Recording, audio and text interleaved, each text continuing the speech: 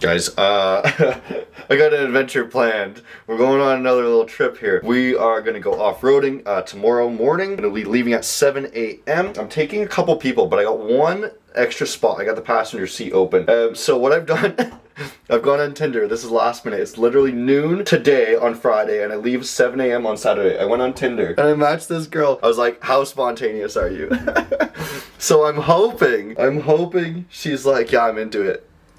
And then I'm gonna offer that she goes on a fucking night-long, I have no idea who this is, a night-long off-roading adventure where we're paddleboarding at a lake and we're gonna hit a hot springs with some other people. This would be absolutely nuts. I really hope it works out because that's fucking bonkers. Look at that shirt though, traitor. But guys, I'm doing this for you guys, man. If you guys remember from that other clip where we brought Angie home from the hill there, you guys were all like, yeah, pick up more girls randomly on the side of the road. So, last minute decisions. Hopefully we can find someone to come with us. If not, it's just gonna be a few of us and we'll do the adventure anyways. But it's all about impulsivity and creating the best life possible. Alright, that was the longest fucking half an hour I ever waited. So I was like, how impulsive are you? Right? I got an idea. And she's like, me? Extremely impulsive. Let's hope, I'm gonna throw the idea at her now and see if she says yes. This is gonna be fucking nuts. I installed Tinder. I've been on here for what? Fucking an hour. See if it works.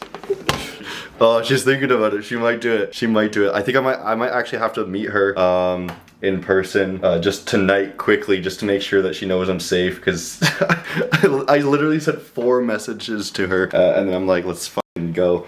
But I told her to look me up on YouTube there, Hunter FX, so she knows that I'm just a fucking asshole that makes fun of people and I don't actually hurt people. Oh, this is like some bucket list shit, guys. Oh man.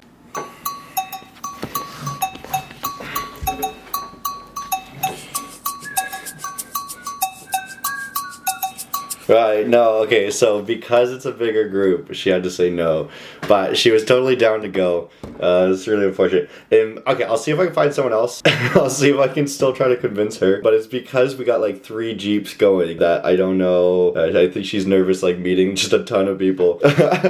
So I'll see if I can find someone else. Alright boys, I wish I was making this shit up, but I'm not creative to come up with a story like this. I went out to get some stuff for dinner tonight, and I saw a girl that I had met a couple times before, standing on the side of the road while driving, so I stopped over and picked her up and talked to her for a second, and then we went and got juice together, and I said, hey, what are you doing tomorrow? So, you know, obviously I couldn't record this at the time, but I believe she's going to be coming with us tomorrow on the little adventure, so that was super easy. And look what came out the door.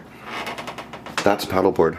So I'm going to be able to paddleboard with everybody tomorrow. Should be a really awesome adventure. And as for that other girl, I'm sure she's super cool, so I'll probably meet up with her at another point, and she'll be in another video. So it's like, what is it, 5 a.m. I have no idea if anyone is actually going to be joining me other than the normal friends there, because I'm pretty sure this girl's just not going to wake up in time, because it's so early. I gotta head out in a second here, having some pre-workout, and then rolling out. I'll see you guys on the road. Alright, so just aired down the tires for the 3 Jeeps here, so time to start off-road, and got 3 lined up. Oh, it's fucking beautiful. Let's go. Meow. Oh, tire pressure low. Uh-oh. Wait, what? The one side is way lower than the other. It's just getting used. Maybe you're on an angle. Oh gosh.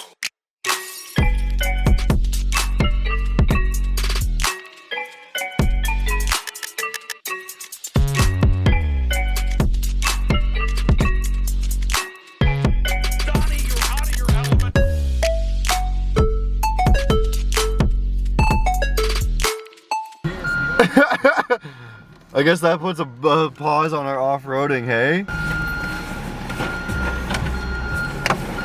Big old rocks. I've never went swimming with a horse. You never gone swimming with a horse, hey? I've been on lots of horseback Neither of you. Why? I've gone swimming with like 3 horses in a pool. What? Yeah, diving with horses. That's bullshit. Yeah, you run off the diving board. Onto the horse? Yeah. Do a triple sow cow, nay. Oh my god, that crunching does not sound good. Oh, look at that. Leave it.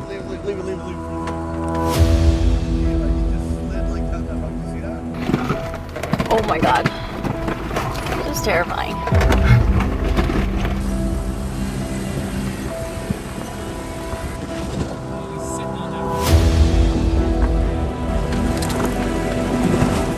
Did he rock it through no problem? We're goody. Go ahead. Yeah. Okay, we'll fucking full send it here. Eh? Oh fuck, there's a train! Alright guys, let's talk about how we're gonna grow a small account as quick as possible. So I was just thinking about this, and what's the most logical way, first of all, to grow it without even going into strategy right off the bat? What kind of strategy is this going to entail? And it's essentially what we're going to need is we're going to need to be running on a low time frame, because if you're running on a high time frame, you're going to be using a lot more margin and you're going to get fewer trades in. It's going to grow much slower. So we're going to be wanting to do more of a day trading type style strategy. I'm also assuming anyone with a small account is a beginner, so we're going to need to cater that strategy to be more of a psychologically easy on the mind strategy. So that means to me a strategy that isn't posting you for a very long time in trades. You're in and out relatively quickly, and you have a high win rate. So this is telling me that we're going to be looking for trend-based trading strategies, and we're going to be looking for things that are hitting very likely, and we're going to be looking for getting in and out relatively quickly, so we're not shooting for crazy R return. And then the other caveat to that, we're going to be scalping, so our commissions are going to be a little bit higher. So we are going to want at least a little bit of R's. The best bet is to be shooting for 2R trades to grow a small account and just banging out as many trades as possible within the trend. So let's dive into some sort of strategy suggestions that I have for you guys. Right, guys, right off the bat, a lot of my strategy is very similar to this. We're going to be looking at the higher time frame on the top, lower time frame on the bottom, and this is going to allow us to find that trend that we can then follow that trend on the lower time frame. So if we want to do a strategy for a small account, what did I say? I said that we are going to be looking for the trend. So what I would do, throw up the hourly or the 4 hour and just look what the trend is going to be. Generally, we're going to want to be looking for things that are coming back to retest. If you know what I mean by that, basically comes up, comes back down, retest this zone, right? Goes up again, comes back down, retest this zone, comes up again, you know, test this zone, and continues. Kind of a staircasing pattern. That's going to be the strongest trend for us to be able to enter in on. When it's doing something like this where it's just shooting back up, you're going to get a retracement very often back to these zones, right? Because people are going to take their profit because it's just exploded very quickly, and there's nothing really supporting it on the way back down. So it's really going to crash back down quickly, and a lot of people are still trying to get in at these levels that it launched off from. This is not the ideal trend that we'd want to get in on, so you'd likely want to be look for something that looks more like this. That's a staircase, and whenever it comes back down, that's when we're going to want to look for a level here. Damn, Facebook. We're going to want to look for a level here, right? Kind of throw on the higher time frame a zone that you want it to retest after it's bounced off on. And then as it comes back into that zone, then what we're going to do is we're going to look for the lower time frame. And this is so simple, guys. Wait for it to get back into that zone. So not here, because it didn't get back into that zone there. After we get tested there, what you're going to do is you're going to look for a test of that zone here, and then you're going to look for some sort of reversal on that area, because you want to be, again, following the high time frame trend. You don't want to be longing as it comes in.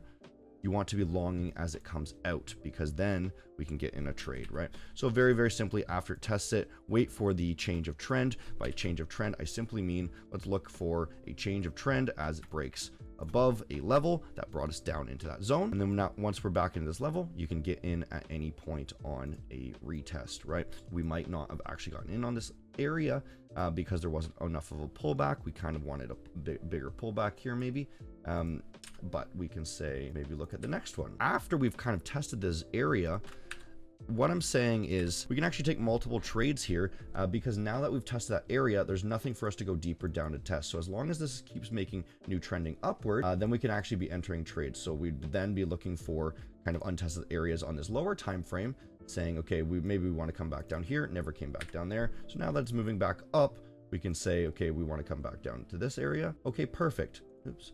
Now that we've launched off of that area, we can enter on a long here, and we can put our stop kind of below that area there, and then continue the trend into that trend, and we're going to be most likely able to hit our targets going this way. So I suggest that there's a cat in the way, and I suggest that you hit the like button for the YouTube algorithm.